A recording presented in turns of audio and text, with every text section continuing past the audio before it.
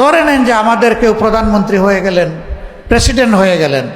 যারা বাংলাদেশ জামাত ইসলামের পক্ষের লোক তারা এই ভিডিওটা দেখার দরকার নেই। যারা জামাতকে পছন্দ করে না, জামাতের ইসলামের বিপক্ষে যারা কথা বলে, তাদের এই ভিডিওটা দেখার দরকার। এই জন্য ভিডিওটা বেশি করে শেয়ার করেন, যেন যত লোক আছে জামাতের বিরোধিতা করে সবার চোখে চোখে যেন এই ভিডিওটা পড়ে দেখেন। ধরে নেন যে আমাদের কেউ প্রধানমন্ত্রী হয়ে গেলেন, প্রেসিডেন্ট হয়ে গেলেন, তিনি অপরাধ করলে তাকেও আইনের আওতায় আনা হবে ইনশাআল্লাহ। যে অপরাধে সাধারণ মানুষকে আনা হয়, একই অপরাধে কোনো ইম্পিউনিটি তিনি পাবেন না, কোনো দায় মুক্তি পাবেন না, তাকেও আইনের আওতায় আনা হবে ইনশাআল্লাহ।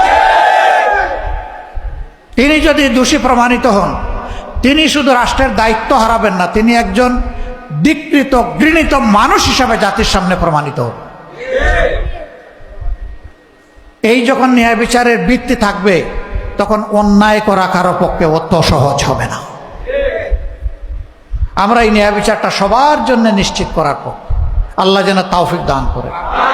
আমাদের চতুর্থ কমিটমেন্ট, আমরা আল্লাহ ছাড়া কারো কাছে মাথা নত করব না।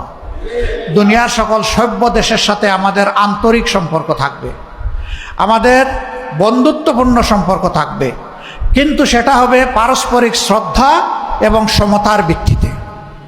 আমরা কারো আধিপত্য আমরা মেনে নিব না, কোনো হেজিমনি আমরা স্বীকার করব না। এখানে আধিপত্য একমাত্র আল্লাহ রাব্বুল আলামিনের, যিনি আহকামুল হাকিমিন, তার ছাড়া আমরা কারো আধিপত্য মানব না।